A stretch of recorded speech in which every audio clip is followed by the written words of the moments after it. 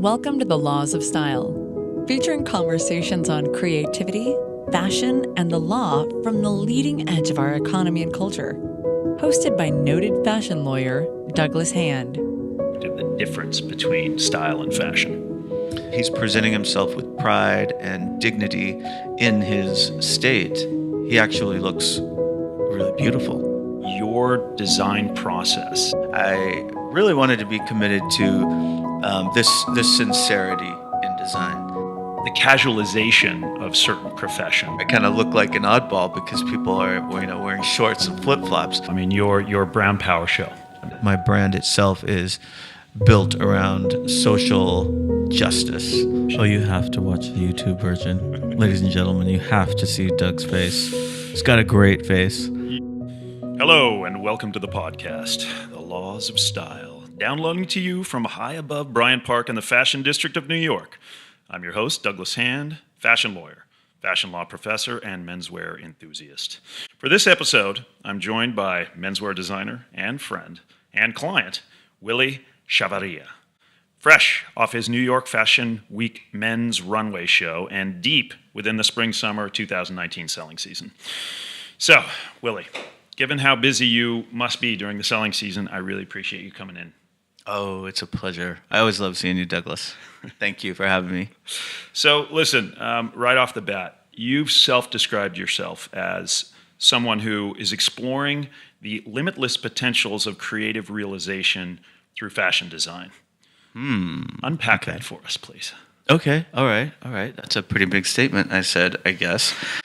But, I would say that as a designer or as a creative, fashion is just one of the components of the big picture.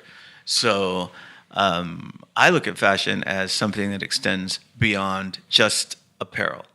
And especially in today's day and age, people are buying so much more than just the clothing. So the potential for me is it extends so much beyond just what we wear and how we wear it. It's the story behind it and the effect it has on others. So I think that in the fashion world, it's a really exciting territory to extend far beyond our conceived potential. Oh, lovely. All right. Well, listen, I'll hit you with another somewhat metaphysical one. You talk about fashion, but you talk about elements of style. Could you comment on, at least from your perspective, the difference between style and fashion? Yeah, absolutely. I think I love style and personal style more than actual fashion, because fashion to me is the garments themselves. And I mean, the fashion industry is the selling of the garment. And I think that has evolved into something beyond the garments themselves. It is the selling of style. So what we're drawn to now when we see a pair of shoes or a jacket or a bag is not necessarily what that particular item looks like. It's the story that item tells. So a person's style is completely signature to them. A person can have on the most unappealing fashion and look fantastic because of their style. You, for example. Just kidding. No, it's one of the classic examples for me is workwear. Like a guy getting off work at Home Depot wearing a Dickies shirt and some loose-fitting Dickies trousers can look amazing. He can look completely beautiful in style, and maybe his fashion isn't exactly something you'd see at Bergdorf's. And what is that? That is how he's putting it together, or how he looks in it? His choice of what size, polo shirt to wear, or whether to tuck it in or tuck it half in, or throw a bandana around his neck. What is it for you that communicates style? I think that the personal style is being completely true to oneself. So if you are trying to dress like something you aren't, or project something that you really are not, it's never going to come across as being true style. So it's never going to come off. It won't ever come across as being sincere, and I think that's where we see a lot of misses in style. Personal style always looks the best when a person is describing themselves or presenting themselves in their current state to the best possible potential. So they're showing themselves as who they truly are at their best. So if a guy's working at Home Depot and that's who he is in that moment, and he's presenting himself with pride and dignity in his state, he actually looks really beautiful. Well, I just to talk about me for a moment. Of course. As an attorney, I think that my uniform, at least to match the expectations of clients or potential clients, is largely tailored clothing, which is really fortunate because tailored clothing historically is made to hide a lot of male flaws. Oh, yeah. And enhance, what you have that's worth enhancing. How do you feel about the casualization of certain professions? And by that, I mean not just lawyers, but anyone who is a service professional that traditionally, think our fathers, our grandfathers, expected to be in a suit and tie. And today one might find dressed even more casually than that guy at Home Depot. Yeah. Well, I think that one of the key elements to style is being relevant to the times, being relevant to your environment. So it doesn't mean being lazy. So I would kind of parallel what you're talking about with maybe when you go to the opera or the theater now, everyone looks pretty terrible. And it's not because of the time so much as, I just think a lot of people are lazy. Yeah. And, it looks like crap. So when I go to the theater, I still get dressed up, and I'm one of the few people there. I kind of look like an oddball because people are, wearing shorts and flip-flops. And I think I think it just looks terrible.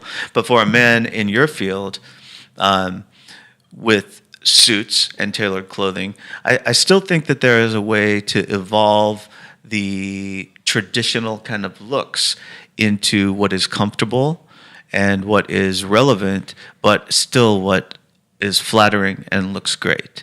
I mean, a suit in many ways is kind of the woman's equivalent of a girdle and a push-up bra, because it's really, you have the ability to kind of create a silhouette that exudes confidence, power, and those are things that you want to reflect your position in life and in your career. So those are things that you still ultimately want to maintain. You don't want to lose sight of that. And I think the guys that do lose sight of that are, they're being a bit sloppy. And, it translates into sloppy whether or not, they realize it. So you've got a great degree of experience with multiple large brands. You are now, and have been for the past 3 years, also at the helm of your eponymous line. We'll get back to all of that, but I'd be interested to hear about your design process and the kernels of thought that go into the initial construction of a line, whether those are related to places you love, things you love, just an inspiration that came out of reading a novel or seeing a movie. What's that process and how does it play out? Yeah, that's a great question because I think my process is very different than the processes a lot of the corporate companies have. So after leaving companies like Ralph Lauren and American Eagle and getting fantastic experience and learning about process on the big scale, when I decided to do my own brand, I really wanted to be committed to this sincerity in design, more so than chasing trend and chasing color trend and this sort of thing, which I'm very excited to say has been effective with my brand. It's a new thing for me, and it's great to see that it's resonated with customers. But with my design process, always starts with a feeling that's in the world, And my clothing in particular, my designs kind of reflect what's already out there. So I like to take the feelings that are in the world and then translate them into apparel and give them back to the world to kind of be a reflection of ourselves. So each season I design with, usually it's something that's going on in politics. Usually it's something that I draw on maybe from my past or something that's an emotional type of thing. And that's always the start. So I'll begin with tear sheets and songs and visuals that really reflect something in particular. So this last season was very much about immigration and the influence of immigrants in different parts of the world and in the United States. And it starts with that, and then my team and I kind of use these ideas and these thoughts and our moral beliefs about the situation and build off of that. So as I design, I'm usually looking at what people were wearing during certain periods or during certain political movements. There's a saying in Latin America, sano sanote puro machote, which has always struck me and roughly is equivalent to pure sanity and pure machismo. In your designs, there is a high degree of masculinity that comes through. And we're certainly in a design moment where there's a lot of gender fluidity that you see out there and brands that are selling off of that. Is that deliberate on your part? Yeah, actually, that's a great question. It truly is deliberate in that I'm aware of it. But I will say, of course, I'm a huge fan of all of the advancements that have been made in the gay community and the trans community, and even in fashion. I think it's really cool that we're seeing so much of that gender fluid stuff happening. At the same time, for my collection, I really do love to observe this almost traditional idea of masculinity, because there are a lot of very masculine guys out there that are gay friendly and are gender fluid friendly. And just because you're gay friendly or gender fluid friendly doesn't mean that you have to look like that. You don't have to look the part of somebody else. Mm-hmm. So my position is like, okay, yeah, all these guys look great and they look like what, they look like they work at Home Depot type of thing. But at the same time, maybe they're gay themselves, or, maybe they're just open-minded. And I think that's a cool aspect that doesn't always get recognized. Interesting. One of my personal presentation ethos, or one of the laws of style, if you happen to read the book, is always appearing capable and elegant.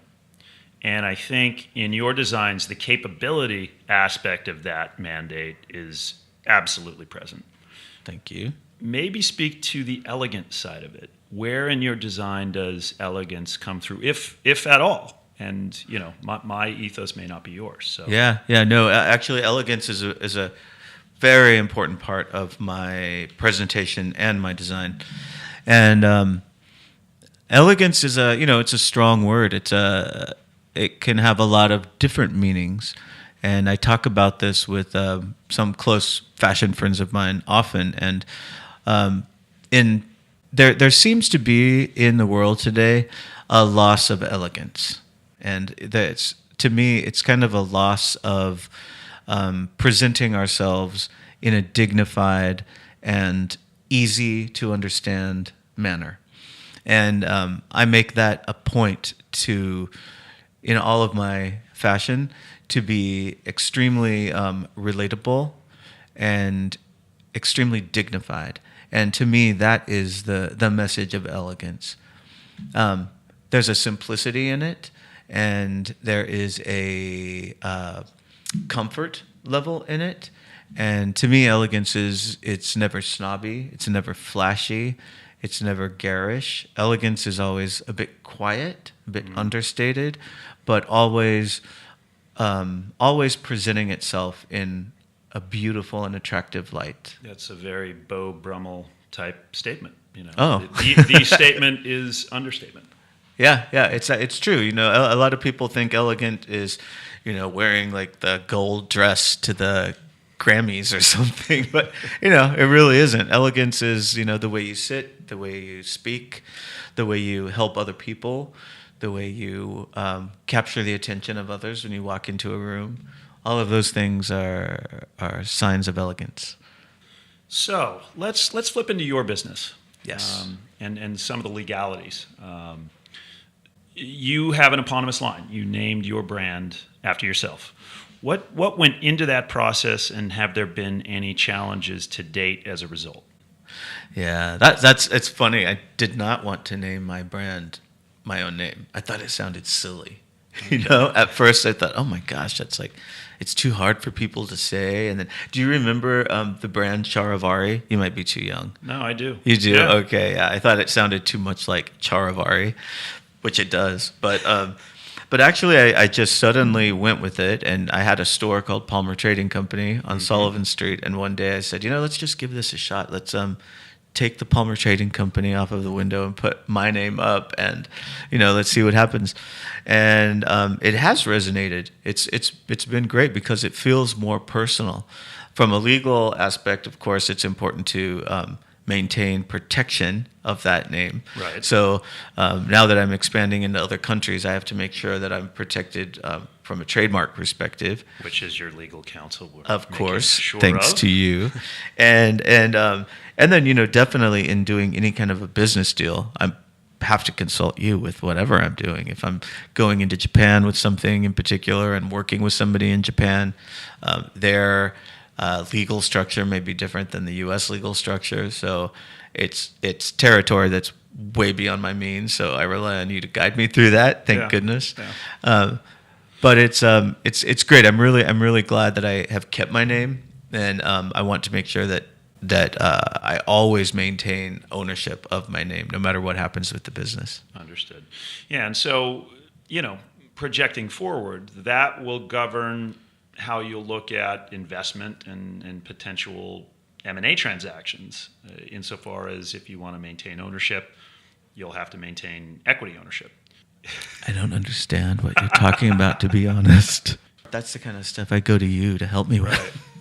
In the context of, say, selling control over your company, you will sell control over your name because your name holds the trademark and the rights to use the name. So you'll be faced with the prospect, if someone wants to buy outright control of the company, of giving that up for a certain amount of money, which is a difficult, often Sophie's-like choice. Yeah, completely. And when that happens, I will come to you to help me figure it out. We'll drive off that bridge when we get to it, right? Yeah, I imagine so. But I would like there to be a way that when my company is sold, which could be in the cards, I would always want to have some sort of creative control and some sort of ownership of what is done with my name. Just the simple fact that my brand itself is built around social justice influence. Right. I would want to make sure that is always at the forefront of what my company, my name, what your brand is out there selling. Yeah, exactly. Because the brand name is being used to sell under that mission statement to a lot of consumers, which is a great point. And there are mechanisms that can be put into M&A documents that it would protect those rights under certain scenarios. They're often difficult for acquirers to accept, but shrewd acquirers who get that ethos is part of brand, which is part of customer appreciation and therefore sales and therefore revenues, can often accept those types of provisions. So those are the types of people that I would want to work with to begin with. So, exactly. And I've heard horror stories about not protecting the name. So, right. Yeah, there's no shortage of those. A designer who's disassociated from their own name, at least from a trademark perspective, which are very, very sad ones.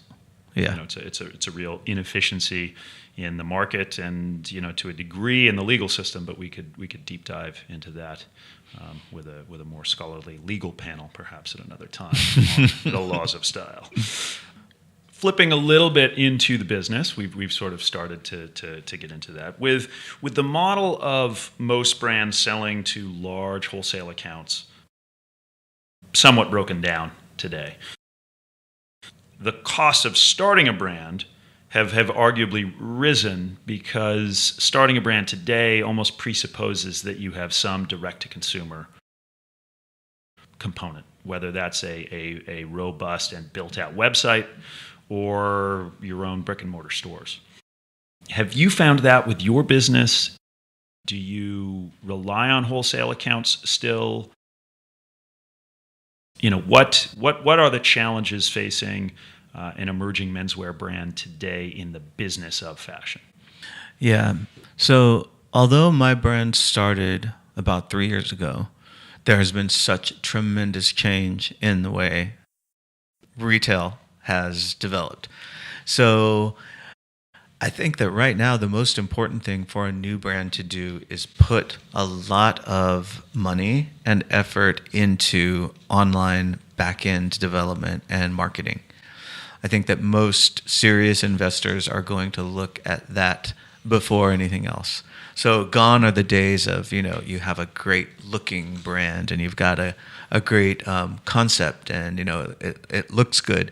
It's very much about how many people can you reach and how aware are you, or are you partnering with somebody who knows about the back end of internet workings through the brand. How much, for our listeners who may not know the back end as well as you as both a retailer and a designer do, what are some of those elements and components that are important that the consumer doesn't often see? Yeah, well, a lot of it is analytics. So it's a lot of online analytics based on your customer demographic, who is most interested in looking at your brand, how easy is it for you to get a lot of people to your website to learn more about your brand. There's also online marketing positioning that is very important. Right. And a lot of it isn't just banner ads. A lot of it is people writing stories about you in their blogs or whatever. A lot of this is very new to me, to be honest, because I came up building my brand in a time where I had a retail store and then an online store. So I kind of the old-fashioned way, and in today's climate, the old-fashioned way. So in a lot of ways, I'm still getting up to speed with that, and I'm fortunate in that I've had recognition for my brand through my wholesale accounts, which I always plan to keep my wholesale accounts because the relationship with them is vital to allowing people to see the brand in the right context, to learn about the brand, and to try the clothes on and really get to know it. So plus offloading quite a bit of the risk financially. Yeah, they're buying your inventory. Yep, absolutely. And thank goodness the online world is also a great way to unload inventory because if I definitely will be doing some sort of item that isn't going to be a top seller, so I'll have some extra stock on that, no doubt. Yeah. But as long as I can put it on sale online, I'll be in a good position. Excellent. You highlight one of the challenges for many startups, but in the fashion industry in particular, menswear, womenswear, accessories. It's not enough just to be a competent and capable designer and creative person who can market the brand. There are obviously massive business elements to these businesses, which are very, very sophisticated, very high level, and yet the training that one tends to get coming out of an art school or a fashion design program doesn't necessarily educate someone who would be an entrepreneur in the space on those elements. How have you dealt with that? Who have you hired internally or consulted with internally to handle those more business elements that are present in your company? I've made an effort to work with people who are more experienced than I am. So if I'm going to be doing a fashion show, for example, or launching a campaign, for example, I make sure I work with, for example, right now I work with with a marketing team called Standard Black, right. And they also work with very top level designers and large companies. So I gain knowledge through their experience, and they're able to help guide me in a way.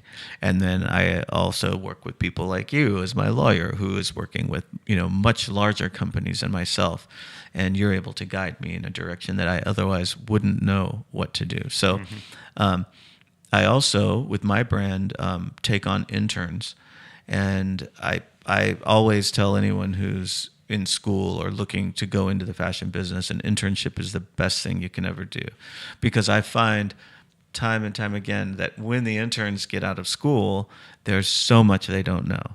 They're still being taught that they think they're going to be painting at an easel for the rest of their design career, and it's like that isn't how it is. Yeah. So getting an internship, you get firsthand experience on how important it is to be business savvy, as much as it is important to be creative. So I think internships are extremely important. You designed for a period of time at Volair, which had a cycling element. And I don't know if you recall last year the sale of the brand Rafa, which was done at a very high multiple relative to its revenues. What do you think about that segment? Or perhaps more specifically, any brand proposition that is very, very narrow and niche, but very, very high on the specifics required by design in that area, and very well regarded by purists in that space? Yeah, I think actually that's kind of the future. I think it's, in a way, very much the future of the fashion industry. Another thing I tell designers who are just starting their business is it's not always the most practical to come up with a complete collection. It's very much about coming up with one good thing. And I think what's great about Rafa is, they've got one good direction, cycling, and it's very niche. And as long as you can be the best at one thing, I think you'll always be recognized financially and, by the praise of the public. So we're just coming off New York Fashion Week Men's. You had a very successful show. I was there. Thank you very much for the invitation. Thank you for coming. Or I'll really say two shows, because you shrewdly, I thought, had a very active presentation for your collaboration with Hummell, which was followed by a more traditional runway show of your line. So congrats on that. Thank you. In terms of the viability of New York Fashion Week Men's and the necessity for brands to show or not, there's been a lot of press, and I'm just curious, having had a successful show recently, how you feel that's moved the needle or is moving the needle in sales meetings, and if it's still something in the future that will be present in the fashion industry in New York.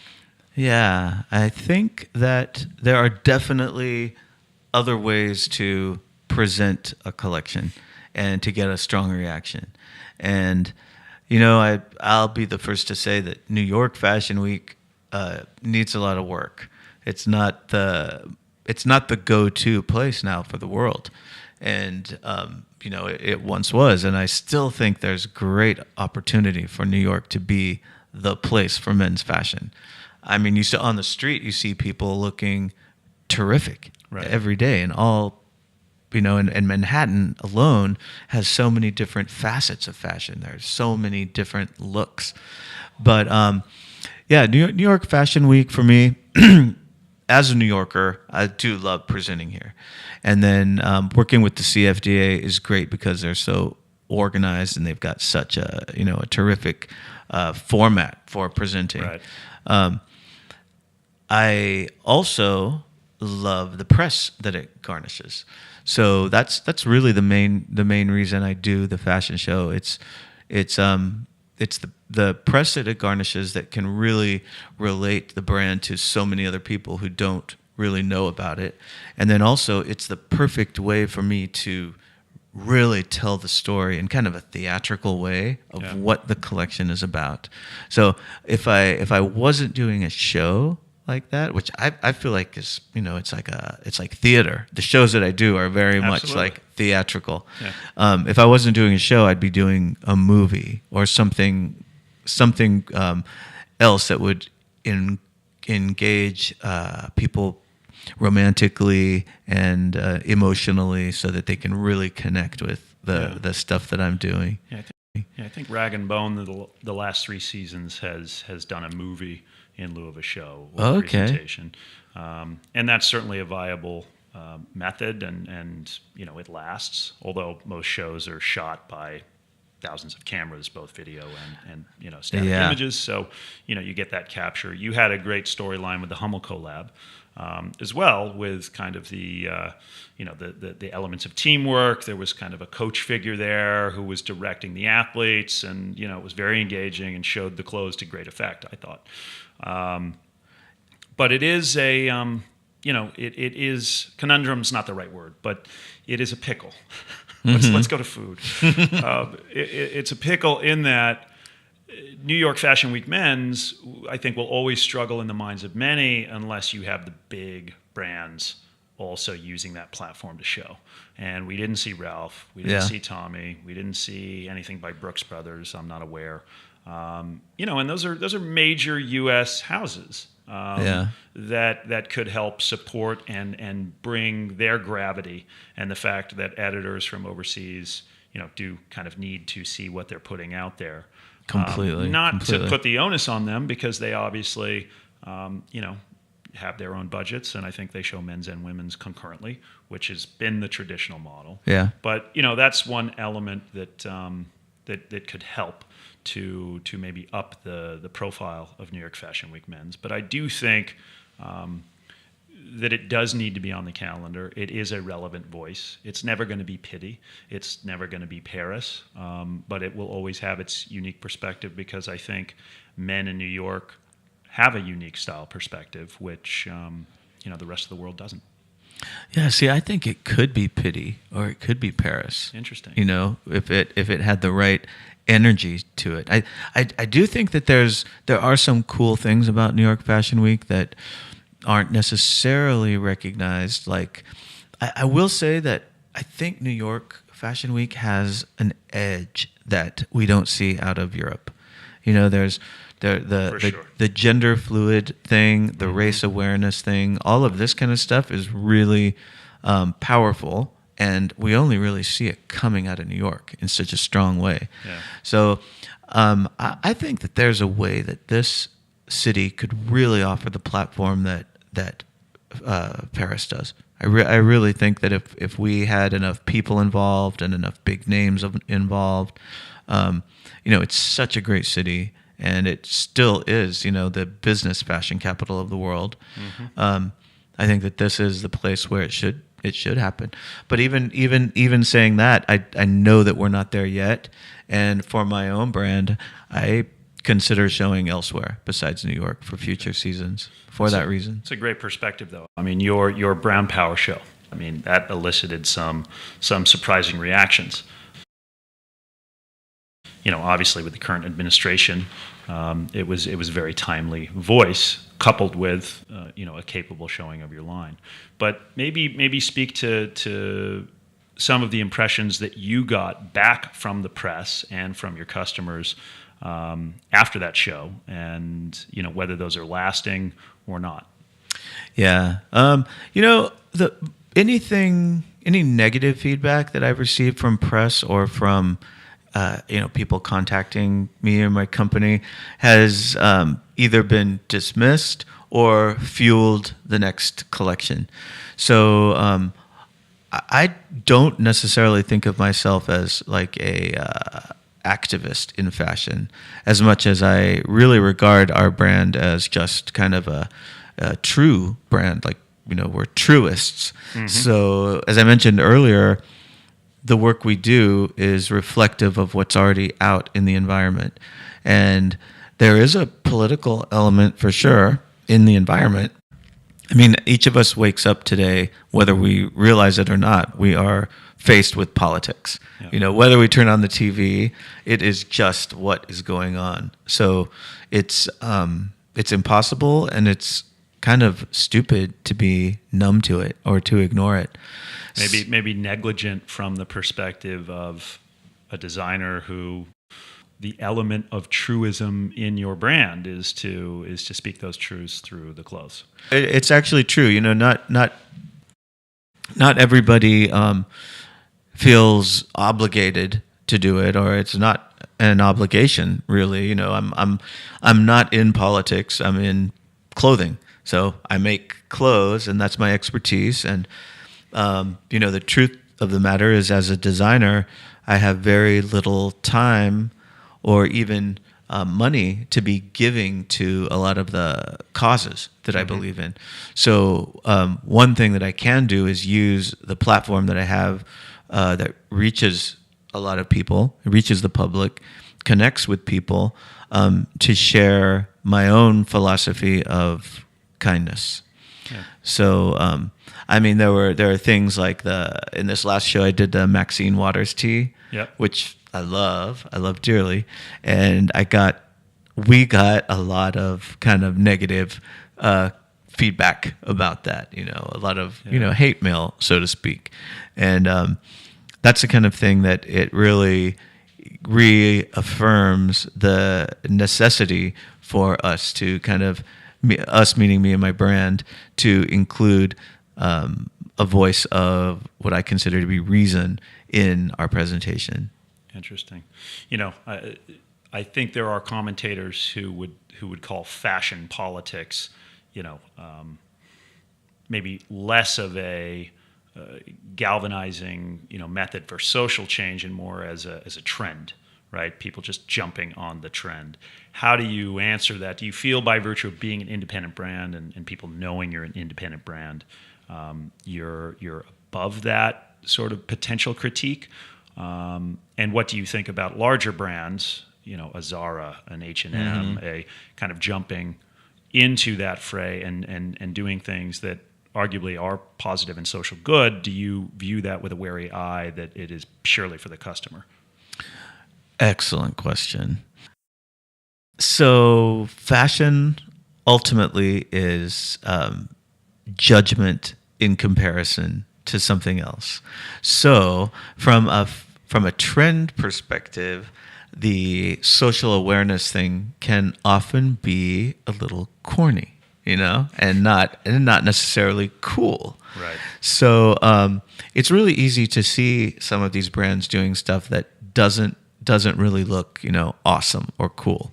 But I truly believe that as long as there's sincerity behind it and it's not riding a trend or basically riding a trend, I think as long as there's sincerity behind it and it comes from a good place, then it's great. We can't be too critical of fashion's influence because it is influential and it does speak for what's going on. So if you see Zara, doing something that promotes social kindness, then, more power to them. It's great. It's good to have that element out in the world. So for those of you not watching the YouTube version of this compelling conversation. Oh, you have to watch the YouTube version. Ladies and gentlemen, you have to see Doug's face. He's got a great face. You can find that on hballp.com/blog. But I always close with 4 questions based on what my guest is wearing. So I'll start with the who.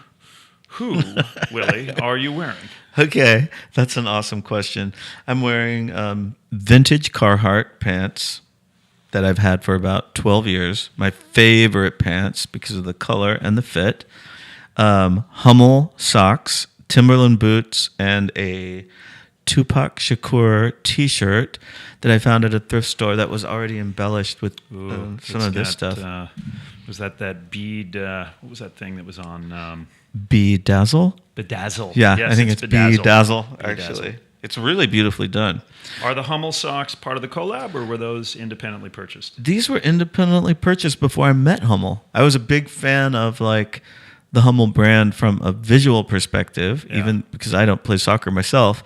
But I checked them out, and then as I got to know them, I realized that they have this amazing kind of it's their karma program where they do all of this amazing kind of social work, and they were the first to sponsor the Afghan women's soccer team, which is crazy. Excellent. Yeah, they invented the hijab for women to play soccer. Wow. Even though Nike took the credit, Hummell's actually also a very humble company, but they've done a lot of, in the World Cup, they did some gay rights activism outside of Russia because they couldn't really do it inside Russia because they kill you if you're gay there. Right. But back to what I'm wearing. I'm wearing all of this, but I do have to mention I'm carrying my 45 centimeter Birkin bag. That is a new acquisition. Oh, you can bring that into the shot. Oh, yeah. Okay. I'll make its public debut. This was a birthday gift from my husband, and I like the fact that I love that lock. Yeah, I look like a construction worker, but I'm carrying this $30,000 tool bag that's worth more than the tool side of it, for sure. Well, so the second question is, of course, what? But you, being a diligent descriptor, you've laid out sort of what you have on. You also have quite a few accessories on. Maybe you can just lay those out for us. Yeah, I'm not really a believer in layering on accessories unless each thing has a significant meaning. So I've got a lot of crucifix ornamentation around my neck that's gathered over the years. One of them I've had on since I was about 11. But I come from a religious background, and I do have a lot of religious beliefs, and I like to carry that with me. Hail for protection. Mary, full of grace. I was raised Catholic as well. And then I've got my religious tattoos that always stay with me, so I'm protected from all angles. But I like to wear gold and silver mixed. Interesting. And then I've got on, what is still the classic gentleman's piece, the Rolex watch. There you go. And with a silver band. Do you find it's challenging to mix gold and silver, or do you do it so regularly that you're not faced with the problem that I sometimes have as the wearer of very few accessories, that if, for instance, my belt buckle is gold, I feel like I can't wear a silver watch? Yeah. I honestly think those days are over. I think that and that I'm a control freak. It could be that. I mean, well, maybe for you it does need to match, and maybe for you, if you mixed it up because of that reason, it would look terrible. Yeah. Because you wouldn't feel comfortable in it. Precisely. But I think that there's no longer like brown belt, brown shoe type of thing. I think that rules out. It's all about how you wear it. It really is.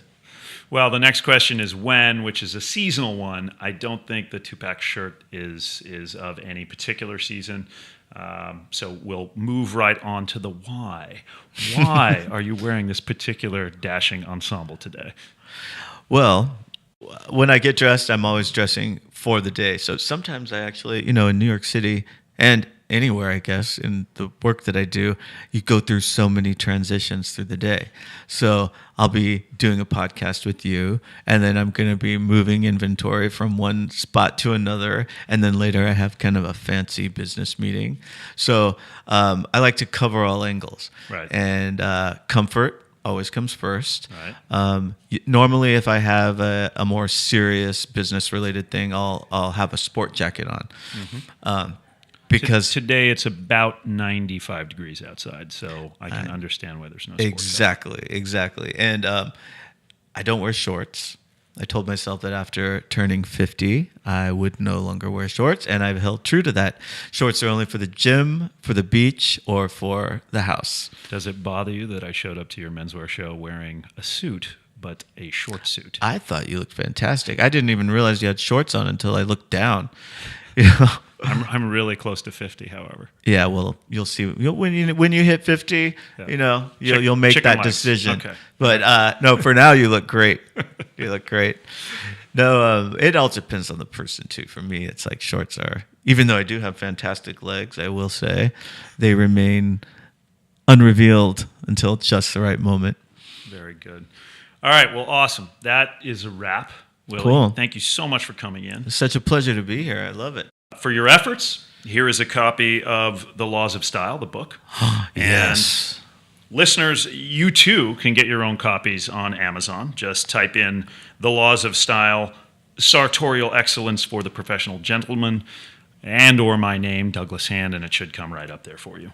And don't forget to follow me on @Hand of the Law on both Instagram and Twitter. Willy, any plugs from you for social media following or other expressions of your vast social media presence? Other than my website, where you can purchase some really great clothes, WillyChavarria.com, I would like to plug the website Raices, RAICES.org. It's the organization in Texas right now that's helping the kids separated at the border from their parents. So, thank you very much for that. A lot of us are thinking, what can we do? Well, this is something that you can do that's so easy. It can cost you, $5, $1, whatever you got, just to help these lawyers put families back together. So that's a good one to plug.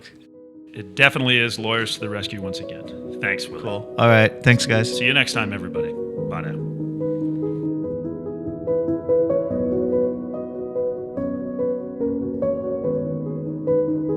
You've been listening to The Laws of Style with Douglas Hand.